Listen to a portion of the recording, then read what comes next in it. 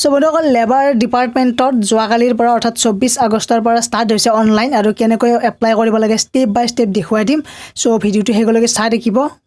So বন্ধুসকল আপোনালোকে দেখিছে যে ইয়াত যে পোষ্ট ওলাইছিল লেবাৰ এছিষ্টেণ্টৰ আৰু এই যেটো ৱেবছাইটটো আছিল যে মই আপোনালোকক ডেসক্ৰিপচনত দি দিম ৱেবছাইটত সেই লিংকটোত ক্লিক কৰিলে আপোনালোকৰ অনলাইন কৰা লিংকটো আপোনালোকৰ খোল খাব। সো ইয়াত মই দেখুৱাই দিছো যে কিমানটা পোষ্ট ওলাইছিল যে জুনিয়ৰ এছিষ্টেণ্টত 32টা আছিল লগতে 5টা আছিল জুনিয়ৰ এছিষ্টেণ্ট HQ লেভেল আৰু 32টাটো হৈছে ডিস্ট্ৰিক্ট লেভেলৰ আৰু দুটা পোষ্ট কম্পিউটাৰত আছিল HQ লেভেল আৰু এটা পোষ্ট আছিল ষ্টেনোগ্ৰাফাৰৰ আৰু এতিয়া আপোনালোকৰ এপ্লাই কেনেকৈ কৰে মই দেখুৱাই আছো। সো ভিডিঅ'টো শেষলৈকে চাই দেখিবা। মই ডেসক্ৰিপচনত যেটো লিংক দিছো লিংকটোত ক্লিক কৰাৰ লগে লগে এনেকুৱাকৈ পেজ এখন খোল খাব আৰু ইয়াতে এপ্লাইবোৰ কৰিব লাগিব ইয়াৰ। সো প্ৰথম ষ্টেপটোত আছে যে আপোনালোকৰ যদি আগতে এপ্লাই কৰিছিলে ইয়াত দিয়া আছে যে যদি এপ্লাই কৰিছিলে তেনেহলে ইয়ে সিলেক্ট অপচন যে আছে তাত ইয়েস আৰু নো বুলি আহিব আৰু যিসকলে কৰিছে ইয়েস দিব আৰু নো কৰিলে নো দিব। মই কৰা নাই কাৰণে নো দিছো আৰু ইয়াত I am Indian citizen. So ইয়াত ক্লিক দিব। ইয়াৰ পিছত ক্লিক হিয়াৰ টু প্ৰচিডত ক্লিক কৰিবা।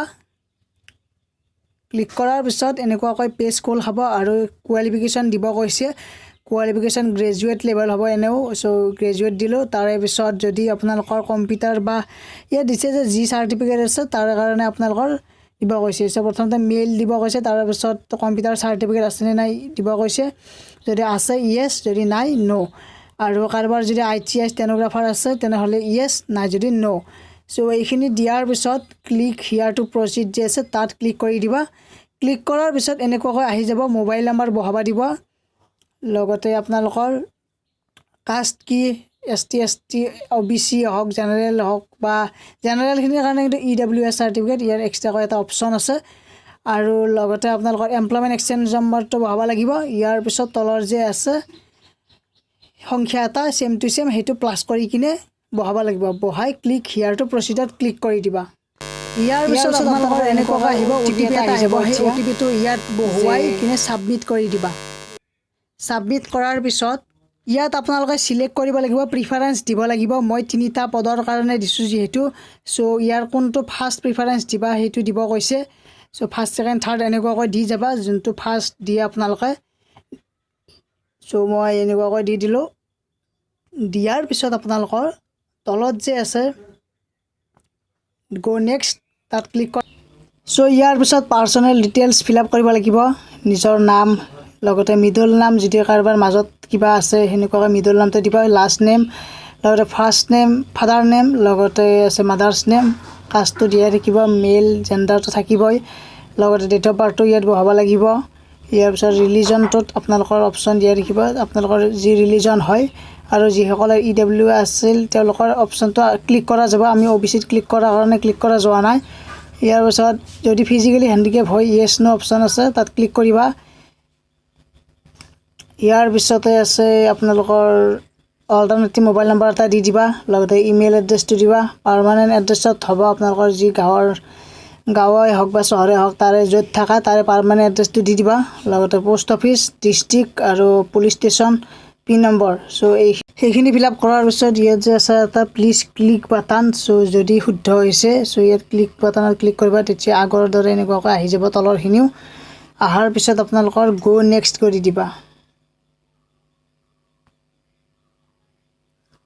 সো গো নেক্সট কৰাৰ পিছত ডকুমেন্ট আপলোড কৰিব লাগিব। কি আপলোড কৰিব লাগিব সাইজ দি দিছে 50 KB to 450 KB আৰু সিগনেচাৰ হ'ব লাগিব 20 KB পৰা 100 KB ভিতৰত আৰু আদাৰ কিছুমান ডকুমেন্টছ আছে 100 KB ভিতৰত 100 KB পৰা 450 KB ভিতৰত হ'ব লাগিব। সো পাসপোৰ্ট সাইজ ফটো লাগিব সিগনেচাৰ লাগিব আপলোড HSLC এডমিট কাৰ্ড লাগিব লগতে ইউৰ গ্ৰেজুৱেচন পাছ সাৰ্টিফিকেট লাগিব লগতে এমপ্লয়মেণ্ট এক্সচেঞ্জখন লাগিব আৰু কাষ্ট সাৰ্টিফিকেট লগতে কম্পিউটাৰ ডিপ্লোমাখন লাগিব।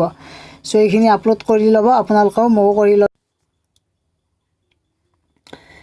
সো আপলোড কৰাৰ পিছত এতিয়া মই গো নেক্সটত ক্লিক কৰিম। গো নেক্সটত ক্লিক কৰাৰ পিছত এনেকুৱাকৈ আহি যাব গোটেইখিনি আৰু ইয়াত আপোনালোকে দেখিছে যে গোটেইখিনি আহি গৈছে মোৰ ডিটেইলছ।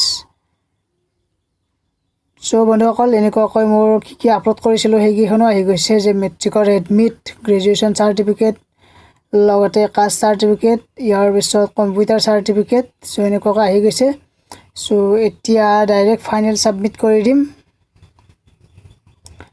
সো মই ফাইনেল সাবমিট কৰি দিলো এতিয়া আপোনালোকৰ সিউৰ সুধিছে আপোনালোকক সিউৰ সাবমিট কৰিব নে নকৰে যদি কিবা ভুল হৈছে তেনেহলে কেনসেল কৰি চেক কৰক সো মোৰ সকলোবোৰ শুদ্ধ হৈছে সো মই ইয়েস সাবমিট কৰিম ইয়েস সাবমিট কৰাৰ পিছত আপোনালোকৰ এনেকুৱা অকমান লোডিং লৈ আছে আৰু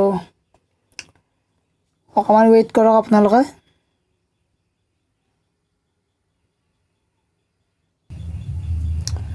ওকে বন্ধুসকল মোৰ এনেকুৱাকৈ যিখন একনলেজমেন্ট আছিল সেই একনলেজমেন্টখন ওলাই আহিছে সো এতিয়া এইখন আপোনালোকে ডাউনলোড কৰি ল'ব সো আপোনালোকৰ যেতিয়া ওলাব সো মোৰ ইয়াত প্ৰিন্ট বুলি আছে যে অপচন তাত ক্লিক কৰি হ'ল সো ইয়াত ডাউনলোড অপচন আছে ডাউনলোড কৰি লৈ ল'ব আপোনালোকে এনেকুৱাকৈ আহি যাব সো ডাউনলোড কৰিবলৈ গতিকে বন্ধুসকল এনেকৈ আপোনালোকে এপ্লাই কৰিব পাৰিব ষ্টেপ বাই ষ্টেপ শিকাই দিলো আৰু যদি ভাল লাগিল লাইক কমেন্ট কৰি দিবা আৰু চেনেলটো সাবস্ক্ৰাইব কৰি বেলটো দাবাই থবা প্ৰত্যেকটো এনেকুৱা ধৰণৰ নটিফিকেশন আপোনালোকলৈ আহি থাকিব আৰু প্ৰত্যেকটো আপডেট দি থাকিম গভৰ্ণমেণ্ট জব ৰিলেটেড হওক বা শিক্ষাৰ লগত জড়িত যিমান কি বিষয় নহওক কিয় সকলোবোৰ মই আপলোড দি থাকিম সো ভিডিওটো আছিল এইখিনিয়ে ধন্যবাদ